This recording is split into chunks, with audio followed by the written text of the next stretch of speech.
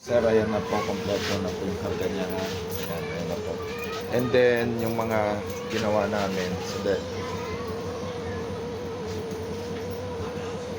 ayan sir, so ayan, makikita nyo. Ayan, okay na po. Yung leak niya doon, okay na. So, ayan na po. Niligtas na po namin lahat yan. Then, inaayos na rin po namin yung pintura niyan. Ayan. So, makikita nyo, all goods na po yan. Ayan na po yung mga pins niya lahat. So, nilinis na rin po namin. All goods na po yan, sir. So, ayan. Sige, okay, sige. Yan na muna. Yan na po. Papadeliver ko na po ngayon, tapos na po. All goods. Oh, huwag binabagsak.